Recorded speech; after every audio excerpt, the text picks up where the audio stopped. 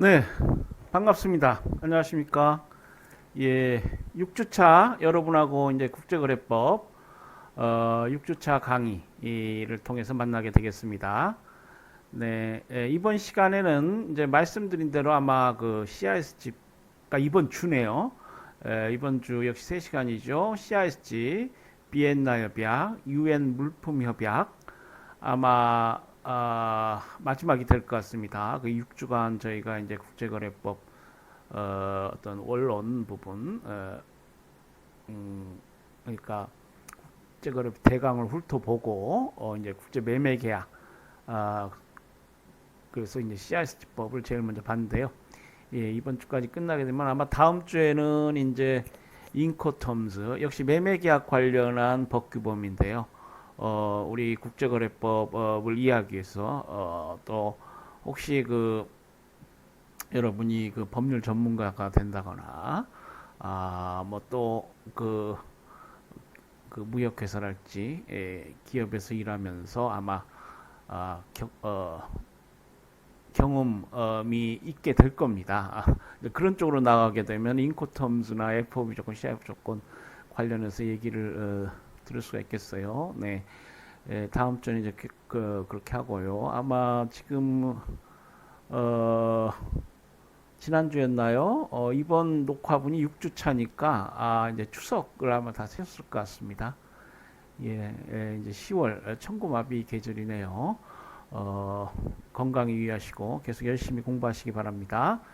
자, 이번 시간에는 이제 매도인과 매수인 의무의 공통된 조항이라고 해가지고 지난 시간에 우리가 매수인 의무와 그 의무 위반에 대한 구제 화상 강의 형태로 제가 이제 설명을 드렸습니다만 공부를 했죠. 그러니까 지금 CIS법 체제는 매도인의 의무 법을 공부하니까 당사자가 이제 어떤 의무가 있느냐 상대방은 이제 그에 관해서 권리를 갖게 되겠죠. 그 매도인의 의무 그리고 의무 위반에 대한 구제 그리고 이제 지난 시간에 봤는데 매수인의 의무 바이어죠.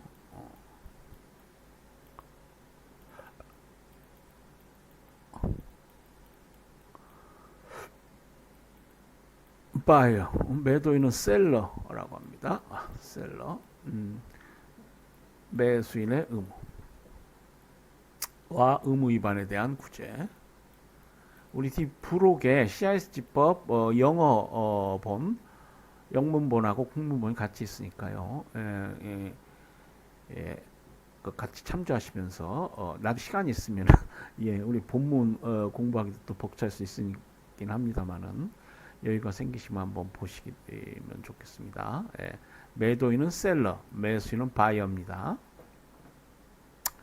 자, 그리고 이제 제 3편 5장에 제 3편 부분이죠. 5장에 매도인과 매수인에게 공통적으로 적용되는 조항. 그러니까 앞에 장들은 매도인에게 특별히 적용되는 매도인에게 특별히 그 계약 관계에서 파생하는 의무, 매수인에게 특별히 파생하는 의무, 그리고 그 의무 위반에 대한 구제, 반대 당사자의 구제, 뭐 이렇게 돼 있고요. 이 5장이 오게 되면은 매수인을 불문하고 적용될 수 있는 이제 공통된 조항이 됩니다. 이행기 전 계약 위반 이거는 이제 언젠가도 나왔습니다만은 anticipatory breach라고 하는 거예요. 그래서 영미법상의 제도입니다. 그러니까 이행기 계약 위반이라는 건 이행기를 기준으로 하는데 일정한 경우에는 이행기까지 기다릴 것 없이 계약 위반이 명백할 수 있다. 그러면은 뭐 계약 해제랄지 뭐 자신의 의무 이행의 정지랄지 이런 행위를 할 수 있습니다. 그래서 이런 것들은 매도인과 매수인에게 공통적으로 적용되는 거예요. 매수인의 계약 위반이 이행기 전 계약 위반에 해당할 수 있고요. 매도인의 계약 위반이 이행기 전 계약 위반에 해당할 수 있겠습니다. 다음으로 분할 인도 계약의 해제. 물품을 분할해서 인도한다. 그 분할해서 인도하기로 약정한 계약을 해지할 때 이와 관련된 이제 특칙을 두고 있습니다. 계약 해제 관련해서 분할 인도 계약의 해제에 관한 특칙을 두고 있는데 이 조항은 매도인과 매수인에게 공통적으로 적용됩니다.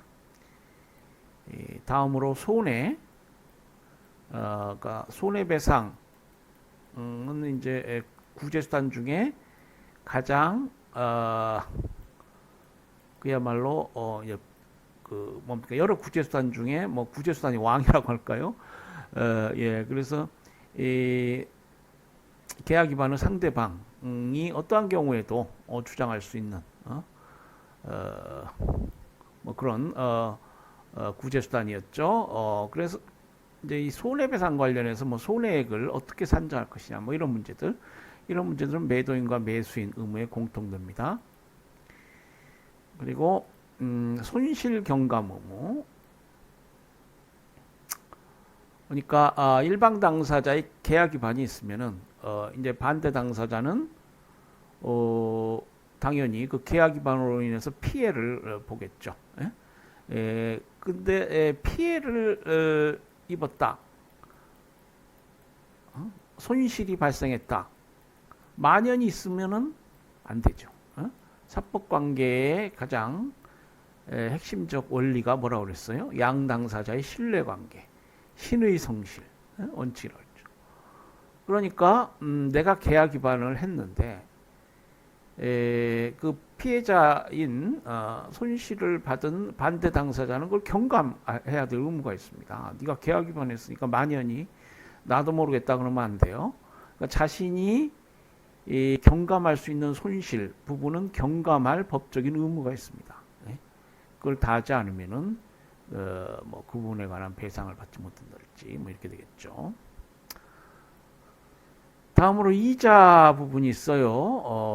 뭐 손해배상이랄지 금전 채무 관련해서 뭐 이행지책 채무불이행이 있달지 그러한 경우에 이 이자 문제가 발생하는데 뭐 이율이랄지 뭐 이런 문제가 발생합니다.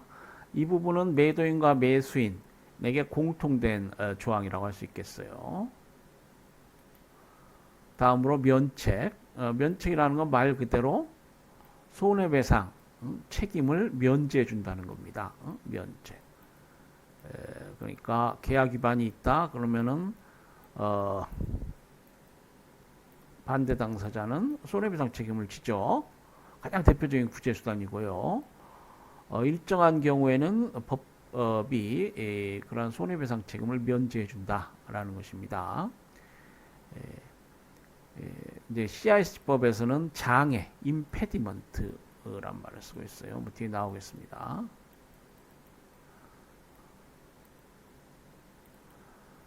자, 그리고 이제 이 부분도 역시 매도인과 매수인에게 공통된 조항입니다. 그래서 매수인의 계약 위반에 대해서 매도인이 자신의 손해배상 책임을 면제받을 수도 있고요. 매도인의 계약 위반에 대해서 매수인이 손해배상 청구를 못하는. 그러니까 매수인의 계약 위반에 대해서 매수인이 손해배상 책임을 면제받아서 매도인이 손해배상 책임을 추구하지 못하거나 매도인의 계약 위반에 대해서 매수인이 손해배상 책임을 추구하지 못하거나 뭐 그럴 수 있습니다. 그리고 면책 중에 특히 그 장애가 아니고요. 그 계약 위반 당사자의 책임 없는 사유, 뭐 극복불능, 예측불능,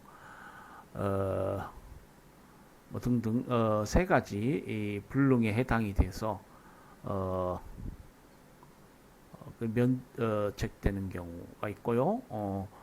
반대로 상대방이 어떤 행위를 하고 또 어떤 행위를 하지 않은 분으로 인해서 면책될 수가 있겠습니다.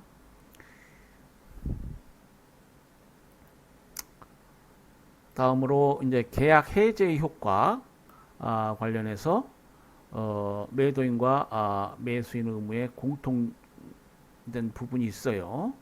그러니까 매도인의 의무 위반에 대해서 매수인이 계약 해제를 할 수 있다고 그랬죠. 예, 그리고 매수인 의무 위반에 대해서 매도인도 계약 해제를 할 수 있습니다. 물론 뭐 본질적 계약 위반이랄지 뭐 부가 기간을 허위한달지 그 CRC법상 계약 해제를 할 수 있는 경우에 해당이 돼야 되겠지만 어쨌거나 이제 계약 해제를 할 수 있는데 그 계약 해제로 인해서 법적으로 어떤 효과가 발생하느냐. 기본적으로 원래서부터 계약이 체결되지 않은 것 같이 그러니까 소급적으로 무효가 됩니다. 이것은 매도인과 매수인에게 공통적으로 발생하는 것이죠.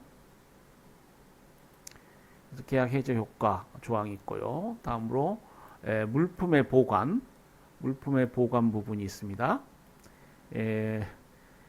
말씀드린 대로 매도인과 매수인 간의 관계는 신뢰 관계이고요. 상인으로서 서로 신의 성실의 원칙에 따라서 행동해야 됩니다.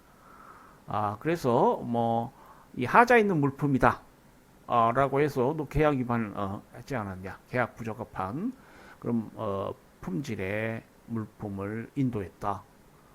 만연이 있으면 안 됩니다. 어떤 계약 부적합, 하자로 인한 계약 위반을 추궁한다 하더라도 일단 상인으로서 그 물품을 적절하게 보관해야 돼요. 이게 뭐 부패성 식품이라 하면은 비싼 돈을 들여서라도 뭐 보관한달지 창고를 알아봐서 보관하고 그래야 됩니다. 그래서 물품 보관에 관련해서 매도인과 매수인 의무에 공통된 그런 내용 부분이 있기 때문에 조항이 있어요. 네, 그래서 쭉 우리 이 교재에 있는 대로 매도인과 매수인 의무의 공통점을 보도록 하겠습니다. 자, 이행기전 계약 위반, 엔티시퍼토리 브리치라고 그랬죠. 이행기전 계약 위반 관련해서 이제 의무이행의 정지, 그리고 물품의 인도 금지, 그리고 적절한 보장 후에 이행의 재개, 그리고 이행기 전이라도 계약 해지를 할 수 있겠습니다. 이행기 전 계약 위반이 있으면 일정한 요건 하에서 자신의 의무 이행을 정지할 수 있어요. 또 물품 인도하지 말아라 이렇게 할 수 있습니다. 그리고 인도하려면 뭐 적절한 보장 후에 뭐 이행을 재개한다 할지 이러한 조항들이 지금 CIC법에 들어와 있습니다. 볼까요? 우리 제5장인데요. 1절 이행기전의 계약 위반 과 분할 인도 계약 이렇게 되어 있습니다. 제71조에 보면 당사자는 계약 체계로 다음의 사유로 상대방이 의무의 실질적 부분을 이행하지 아니할 것이 판명된 경우에는 자신의 의무 이행을 정지할 수 있다. 상대방 당사자가 의무의 실질적 부분을 이행하지 않을 것이 같다. 그게 이제 판명됐다. 그게 확실해야 됩니다. 그러면 자신의 의무를 이행하는 것은 좀 스투피드하죠. 다음 사유가 우리 법에서 가나 있습니다. 상대방의 이행 능력, 신용도의 중대한 결함. 그러니까 매도인이나 매수인 모두에 해당이 되겠죠. 매도인이 파산하면 이제 물품 인도를 하지 아니할 것으로 예상되고 판명이 되겠죠. 매수인이 뭐 파산한다거나 해가지고 뭐 법정 관리에 들어갔다. 그러면은 역시 신용도에 중대한 결함이 있어서 이거 대금 지급하지 않을 것 같다. 그럼 자신의 의무 이행을 한다는 것이 비합리적입니다. 우리 상인들의 보통 관행에 비춰서 비합리적. 그래서 이제 이러한 것이 이제 이행기전 계약 위반 제도인데요. 이행기전 계약 위반 제도는 이제 대륙법계에는 없는 영미법계의 제도입니다. 계약의 이행 준비 또는 이행에 관한 상대방 행위. 그러니까 이 계약을 이행하려면 뭐 준비가 필요하고 이행하면서 뭐 인도하지 않을 것 같은 여러 행위들, 정황들이 발견된다. 그러면은 자신의 의무 이행을 정지할 수 있겠습니다. 제2항에 보면 제1항의 사유가 명백하게 되기 전에 매도인이 물품을 발송한 경우에는 매수인이 물품을 취득할 수 있는 증권을 소지하고 있더라도 매도인은 물품이 매수인에게 교부되는 것을 저지할 수 있다. 그러니까 상대방 의무의 실질적 부분을 이행하지 아니할 것이 명백하면은 이게 별 문제가 없는데, 이게 모호한 경우에, 그런데 매도인이 물품을 발송했단 말이에요.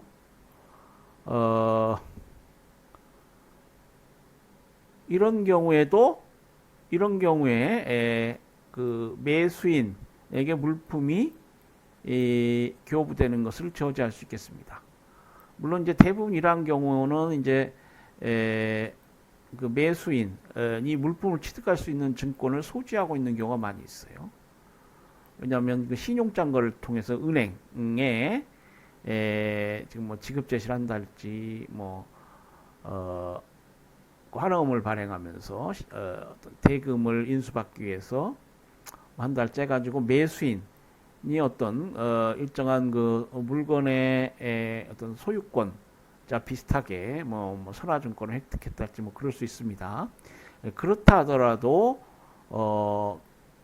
매도인 입장에서 뭐 송화인이겠죠. 뭐 자신의 권리를 행사해서 매수인에게 물품을 인도하지 말아라. 이럴 그 물품 인도를 저지할 수 있다는 것입니다. 그리고 이 항은 매도인과 매수인 간의 물품에 관한 권리에 대하여만 적용된다.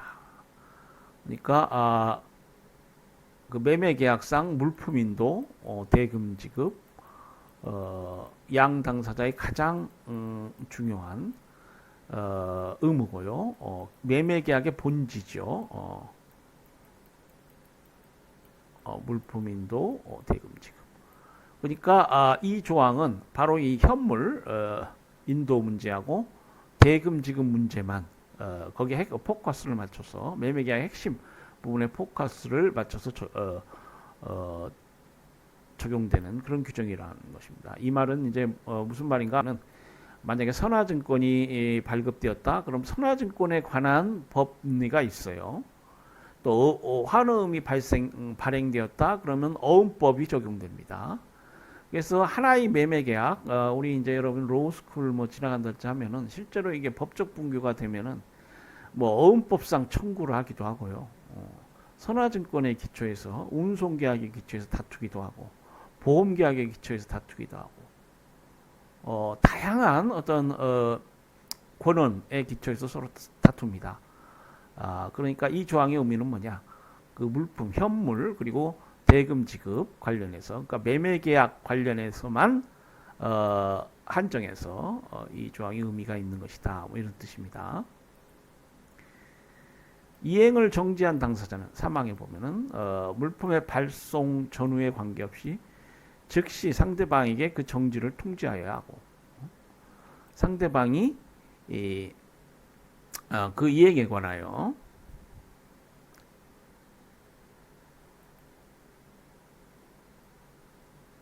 적절한 보장을 제공한 경우에는 이행을 계속해야 한다. 그래서 말씀드린 대로 자신 의무 이행을 정지할 수 있고요. 그러니까 71조에 해당이 돼서 의무 이행을 정지한 경우에 이걸 통지해야 됩니다. 즉시 통지해야 돼요.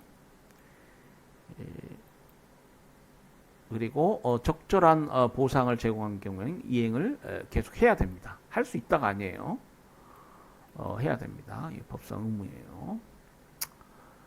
그리고 72조를 보면은 계약이 이행기일 전에 당사자 일방이 본질적 계약 위반할 것이 명백한 경우에는 상대방은 계약을 해지할 수 있다.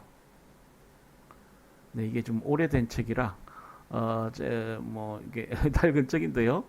뭐 오히려 이게 새 책보다 이제 캡처해서 올렸는데 그 뭐 좀 다정다감하지 않나요? 예, 볼펜 그것도 있고요.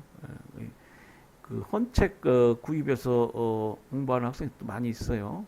또 이 헌책이 뭐 또 이렇게 정이 더 붙을 수도 있습니다. 예. 자, 72조에 보면은 계약의 이행기일 전에 이제 당사 일방이 본질적 계약 위반을 할 것이 명백하다. 그러면 이제 계약을 해지할 수 있다.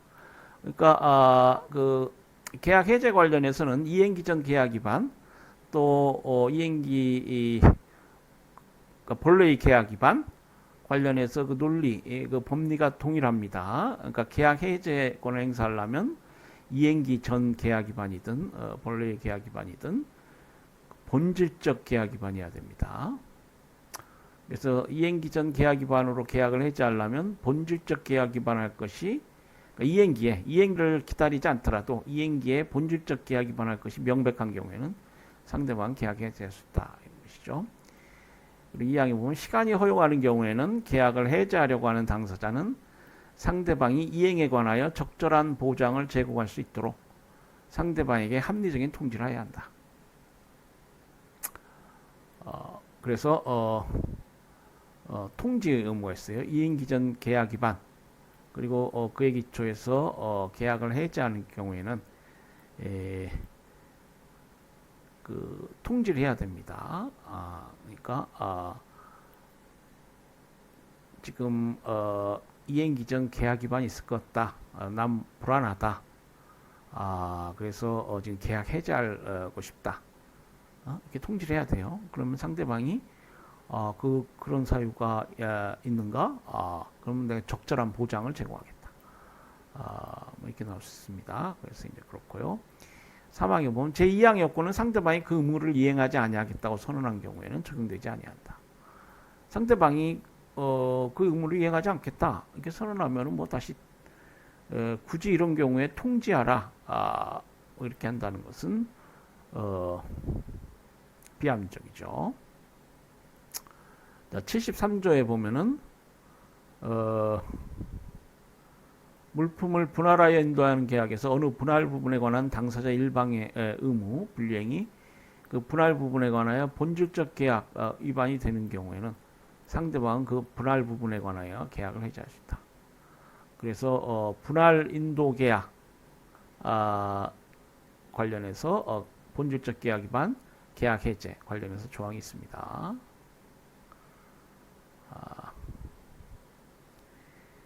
2항에 보면은 73조 분할인도 계약입니다. 어느 분할 부분에 관한 당사자 일방 의무 불이행이 장래의 분할 부분에 대한 본질적 계약 위반의 발생을 추단하는 데 충분한 근거가 되는 경우에는 상대방은 그 장래에 향하여 계약을 해지할 수 있다. 다만 그 해제는 합리적인 기간 내에 이루어져야 한다. 네, 그래서 지금 어느 분할 부분에서 당사자 일방이 의무를 불이행했어요. 근데 보아하니 뭐 장래 분할 부분에도 불이행할 것이고 이것이 뭐 어쨌거나 본질적 계약 위반이 될 것 같다. 그러면은 계약 해제를 할 수 있겠습니다.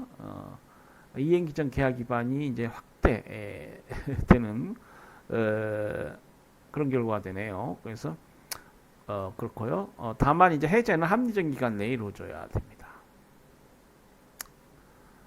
어느 인도에 대하여 계약을 해지하는 매수인은 이미 행하여진 인도 또는 장래 인도가 그 인도와의 상호 의존 관계로 인하여 계약 체결 시에 당사자 쌍방이 예상했던 목적으로 사용될 수 없는 경우에는 이미 행하여진 인도 또는 장래 인도에 대하여도 통지를 하고 계약을 해지할 수 있다. 이렇게 되어 있습니다. 그래서 이 분할 인도 계약 이게 실제 거래계에서 많이 이루어지고요. 이러한 경우에 이행기 전 계약 위반 그리고 본질적 계약 위반 특히 장래에 향해서 뭐 계약을 해지한다 할지 전체적으로 이 사망은 이제 전체적으로 본질적 계약 위반이냐 그리고 장래에 대한 계약 위반 장래에 대해서 본질적 계약 위반이냐 이런 조항입니다. 그래서 계약 해제를 할 수 있는 그러한 경우를 73조가 정해놓고 있습니다. 매도인과 매수인 모두에게 해당이 될 수 있겠어요.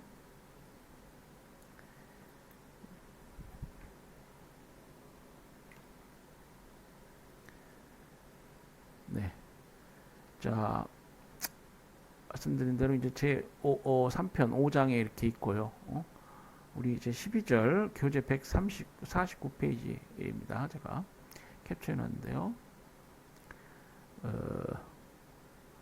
지금 이제 손해배상 관련해서 나올 것이고요. 면책 부분도 나오게 됩니다. 자, 이행기전 계약 위반 관련해서 이게 어떠한 개념이냐? 말씀드린 대로 거래계에서 이런 이행기전 계약 위반이 많이 발생하는데요. 매도인이 그러니까 매수인이 대금 지급 의무가 있는 매수인이 파산하거나 대금을 지급할 능력이 없는 사정이 발생했다든지, 매수인이 물품을 인도받기 전에 먼저 대금을 지급해 버렸어요. 성급을 한 모양입니다. 그런 경우에 성급을 한 경우에 매도인이 파산하거나 또 물품을 인도할 수 없으니 명백하게 된 경우 이행기전 계약 위반이 있을 수 있습니다. 이거는 이제 영미법계 계약법상의 이행기전 계약 위반 법리를 지금 CISG가 받아들이고 있는 거예요.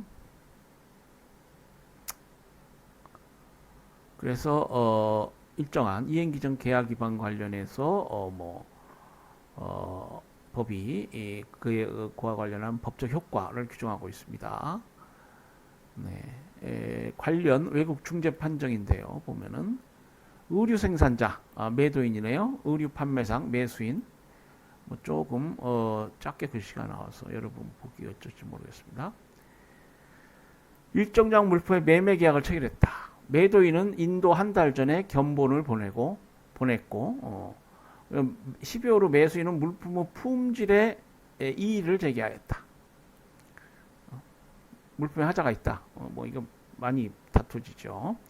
매도인은 즉시 다른 견본을 보냈으나 매수인은 계절 의류를 주문한 것이고 따라서 계절 의류, 이 계절성 상품, 이건 이행기를 정확히 맞춰야 됩니다.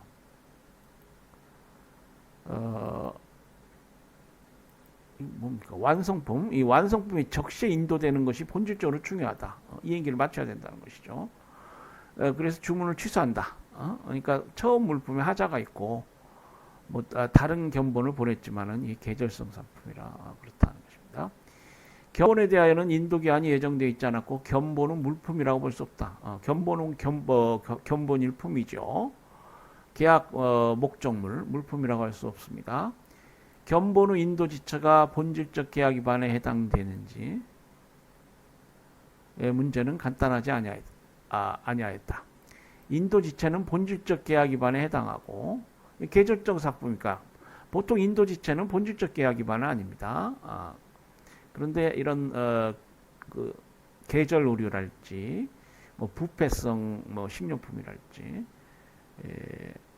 이런 경우에는 부패성 수산물이랄지 그 인도 기일이 중요해요. 그래서 인도를 지체하면 본질적 계약 위반에 해당할 수 있습니다. 매도인이 하자 있는 견본을 인도하였으므로 합의된 인도 기일에 물품의 인도가 불가능하게 되었고, 그러니까 견본이 지금 견본부터 틀린 거야. 그러면 이 견본에 따라 이행을 하겠다는 것이니까 결국 난감한 것이죠, 매수인 입장에서. 그래서 이제 이러한 경우는 이행기전 계약 위반에 해당할 수 있겠습니다. 그리고 그것은 계절성 상품이니까 본질적 계약 위반이 되겠어요. 매도인이 적시에 인도하지 못한 것에 대해서 살피건대 협약제 35조, 39조라 협약제 1조, 7조 1항 어느 쪽도 이 사건에 적용되지 아니한다. 그래서 적시에 인도하지 못한 것에 대해서 그 예외를 인정하고 있는 이런 조항에 해당하지 않는다는 것입니다. 따라서 이행기전 계약 위반이 유효하고요. 매수인은 유효하게 계약을 해지하였다. 이렇게 판단했어요. 이건 중재 판정입니다. 그러니까 문제 있게 되면은 중재합의에서 중재 판정부가 해결할 수도 있고요. 미리 관할 거 있는 법원을 정한다거나 할 수 있겠습니다. 법원이 그 국제거래 사건 관련해서 이제 심리하고 판결을 내리겠습니다.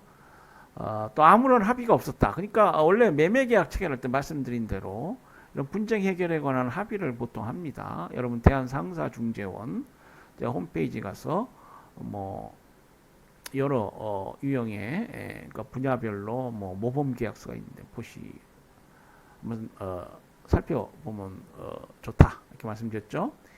끝 말미에 보일러플레이트 클로즈라고 해서 합의가 있어요. 합의가 없는 경우에는 이제 사후 사후에 뭐 중재 합의할 수도 있고요. 또 일방 당사자가 관할권 있는 법원이다 라고 해서